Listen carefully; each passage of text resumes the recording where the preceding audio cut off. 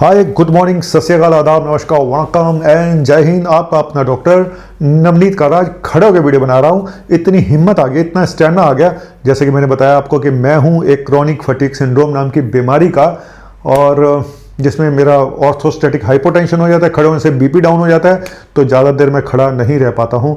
अक्सर जब मैं शादियों में जाता हूँ, किसी फंक्शन में जाता हूँ, लोग डांस कर रहे होते हैं और नवनीत काला चुपचाप बैठा होता है। क्या करूँ, लेकिन फिर भी मस्त रहता हूँ, खुश रहता हूँ। तो चलिए, मैंने विटामिन B12 का इंजेक्शन लगवाया था 2 दिन पहले, तो थोड़ी सी ताकत आ गई है। मैं सोच रहा हूँ कोई बात नहीं, आज खड़े होकर वीडियो बना दो, वड्डे करो, वड्डी करना।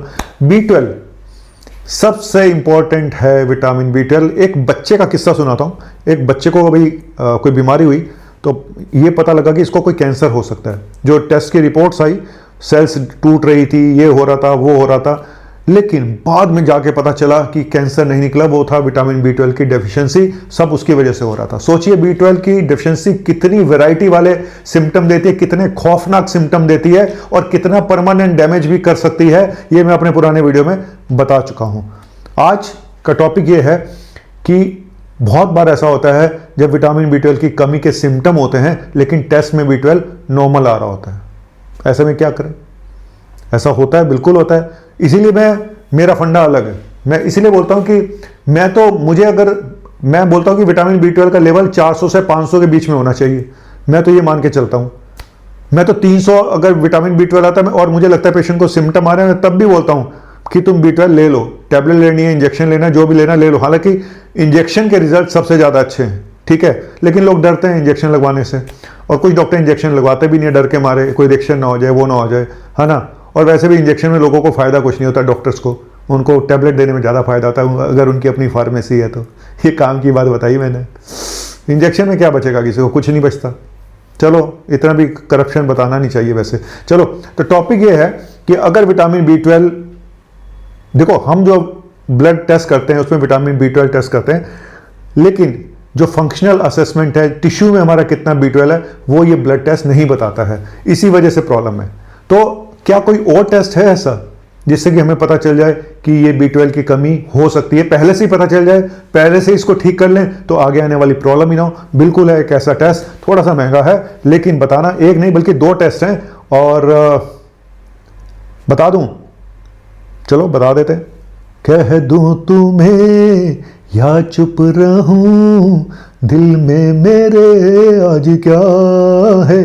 डॉक्टर काला गाना बाद में गाना था आपको, नहीं तो आपकी जनता पहले ही छोड़ के भाग जाएगी। ये मैं लास्ट में गाना गाता हूँ, आज गलती से पहले गा दिया है, सॉरी। मैं अभी आ रहा हूँ, अभी 2 मिनट में, ठीक है, बने रहना, जाना मत।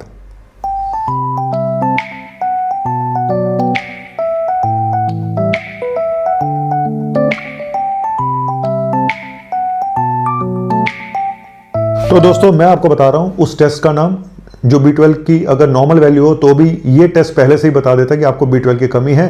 टेस्ट का नाम है MMA, मिथाइल मेलोनिक एसिड, ठीक है। और दूसरा एक टेस्ट और होता है होमोसिस्टिन, उसका नाम आपने सुना होगा, वो बहुत बार होता है, लेकिन मेन टेस्ट यही है MMA, मिथाइल मेलोनिक एसिड। ये ब्लड में भी होता है, यूरिन में भी होता है, लेकिन मैं प्रेफर करता हूँ ब्लड में आप कराएं, ठीक है। अब इसमें क्या है कि ये जो होता है, ये प्रोटीन और फैट के ब्रेक डाउन से बनता है। जो ये आपका, ये उसका बाई प्रोडक्ट होता है, प्रोटीन और फैट का। विटामिन B12 क्या करता है, मिथाइल मेलोनिक एसिड आगे कन्वर्ट होता है एनर्जी में, सक्सिनाइल कोलिन में। तो ये जो प्रोसेस होता है कन्वर्जन वाला, विटामिन B12 इसको करता है। अगर B12 की कमी हो जाएगी ना, तो ये कन्वर्जन नहीं होगा, तो मिथाइल मेलोनिक एसिड बॉडी में बढ़ जाता है। अगर B12 की कमी होगी तो ये बॉडी में बढ़ जाता है। तो इसीलिए अगर हम B12 नॉर्मल आ रहा है और आपको लग रहा है सिम्टम आ रहा है, तो आप ये वाला टेस्ट करा के देखें, MMA। अब इसमें क्या है, इसमें भी 2 तरह के टेस्ट हैं, एक है क्वालिटेटिव, एक है क्वांटिटेटिव। क्वालिटेटिव टेस्ट का मतलब है या नहीं है, लेकिन हमें जानना है कि बढ़ा हुआ तो नहीं है। अगर बढ़ा हुआ आ रहा है मिथाइल मेलोनिक एसिड, तो मतलब B12 की कमी है। टेस्ट की कॉस्ट 2000 से 3500 रुपए के बीच में है। बहुत महंगा भी नहीं है, लेकिन हाँ B12 के हिसाब से थोड़ा सा कॉस्टली है। और तो मेरे हिसाब से अगर आप चाहते हो कि पहले से पता चल जाए, तो ये वाला टेस्ट आप जरूर कराएं।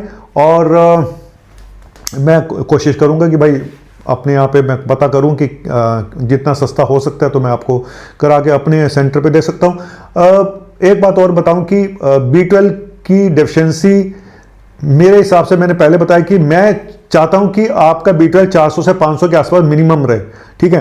तो इसीलिए मैं 300 पे भी बोलूंगा कि आप B12 लें, इंजेक्शन लें, जो भी लें। लेकिन मैंने अक्सर ये देखा है कि कई बार शुरू में पेशेंट ठीक हो जाते हैं, ठीक है। मुझे एक पेशेंट ने बताई एक बात, उसने मुझे अजीबोगरीब बात बताई, और जो कि एक प्रैक्टिकली देखूं तो वो ठीक कह रहा था। पेशेंट कह रहा था कि जब मुझे वायरल इलनेस होती है, कोई वायरल बुखार होता है, तो मुझे बहुत वीकनेस आ जाती है, तो मेरा मैं B12 के 4-5 इंजेक्शन लगा तो मैं ठीक हो जाता हूं।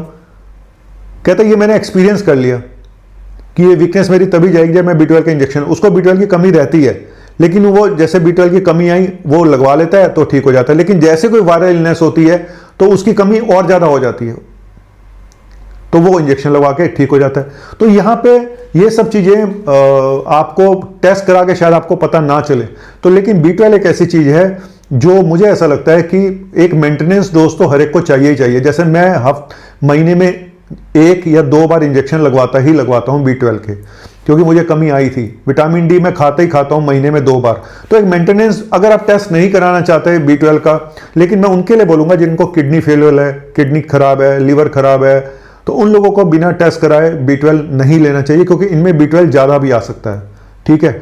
ऐसे ही जरूरत से ज़्यादा B12 आना बिना B12 लिए हुए, मतलब आप B12 ले नहीं रहे लेकिन आपके अंदर B12 ज़्यादा आ रहा है, भर के आ रहा है, 2000 से ऊपर आता है हर बारी, तो ये बड़ी बीमारियों का एक संकेत हो सकता है। किसी कैंसर का संकेत हो सकता है, किसी किडनी खराब होने का संकेत हो सकता है, लीवर खराब होने का संकेत हो सकता है। तो इसलिए बहुत ज़्यादा विटामिन अपने आप हो जाना बॉडी में, तो कोई अंडरलाइन किसी बीमारी का ये संकेत हो सकता है। तो इसीलिए मेरा ये मानना है कि कम से कम साल में 1 बार तो विटामिन B12 का टेस्ट जरूर करा लें। और डॉक्टर्स को अगर कुछ नहीं समझ में आ रहा है, मान लो पेशेंट के सिम्टम समझ ही नहीं आ रहे, है ना, वो अजीबोगरीब सिम्टम बता रहे, तो मैं हमेशा बोलता हूं कि भाई एक बार complete health checkup vitamin B12, vitamin D3 के साथ जरूर टेस्ट करा लो, ठीक है। और क्योंकि ये क्या विटामिन B12 कौन सी बला आपको दे दे, इसका कोई भरोसा नहीं है। ये आपको नोजिया भी कर देता है, वॉमिटिंग भी कर देता है, पेट की प्रॉब्लम भी कर देता है, दिमाग की प्रॉब्लम भी कर देता है, डिप्रेशन भी कर देता है, एंग्जाइटी भी कर देता है, आपकी नर्व भी डैमेज कर देता है, आपके हाथ पैरों में सुनपन भी कर देता है। क्या नहीं करता B12? पेट की प्रॉब्लम से लेकर दिमाग की प्रॉब्लम तक। बचा ही क्या? दिमाग और पेट का तो आपस में बहुत बड़ा रिलेशन है, सारी हेल्थ यहीं पर टिकी हुई है, पेट में और ब्रेन में। मेरा दोनों बर्बाद है। चलो, आज का टॉपिक बस यही था कि ये वाला टेस्ट बहुत इंपॉर्टेंट है अगर आपके सिम्टम में नहीं है। देखो मेरे ऐसा एक्सपीरियंस आदमी, मैं तो MMA बहुत कम कराता हूँ, सच बता रहा हूँ, क्योंकि मैं अपने एक्सपीरियंस के बेस पर देख लेता हूँ कि हाँ भाई इसको ज़रूरत है, इसको लगवा दे। 300 आ रहा है, इसका मुझे 500 के आसपास पहुँचाना है, तो मुझे आइडिया लग जाता है कि मैंने इतने इंजेक्शन लगवाने हैं। जब कमी होती है विटामिन B12 की, अगर मान लो काफ़ी कमी आ रही है, तो इंजेक्शन हम लोग बोलते हैं कि तुम हफ्ते में 2 इंजेक्शन लगवा लो, टोटल 5 इंजेक्शन लगवा लो, 6 लगवा लो, 7 लगवा लो, वो डॉक्टर डिसाइड करेगा। फिर मैं बोलता हूं कि हफ्ते में 1 बार लगवाओ 1 महीने तक, ठीक है। फिर महीने में 1 लगवाते रहो। तो ये इंजेक्शन वालों के लिए, टैबलेट वालों के लिए नहीं है। टैबलेट तो आप 1500 माइक्रोग्राम की आप जो आप खा सकते हैं, उसको 3-4 महीने लगातार। लेकिन बहुत सारे लोग डरते हैं, और कई लोगों को B12 डाइजेस्ट भी नहीं होता। हम टैबलेट देते हैं ना, तो उनके पेट में प्रॉब्लम हो जाती है, जैसे मैं हूं, मुझे भी सूट नहीं करता, तो मैं इंजेक्शन लगवाना प्रीफर करता हूं। तो चलिए अब चलता हूं, और जाते हुए इतना ही बोलूंगा, रोते हुए आते हैं सब, हंसता हुआ जो जाएगा। रोते हुए टनन टनन आते हैं सब, टनन टनन। ये टनन टनन क्या है? हंसता हुआ जो जाएगा, वो मुकद्दर का सिकंदर जाने मन कहलाएगा। तो फिर बोलता हूँ, हंस के जी या रो के जी, खड़े होके बैठ, या बैठ के बना वीडियो या खड़े होके बना, बनाने तो हैं बेटा तुझे, है ना। क्यों? TRP का सवाल है, पैसों का सवाल है। असली सवाल तो यही है, बाकी सब मिथ्या है। चलो, नवनीत काला अब चलता है, बाय।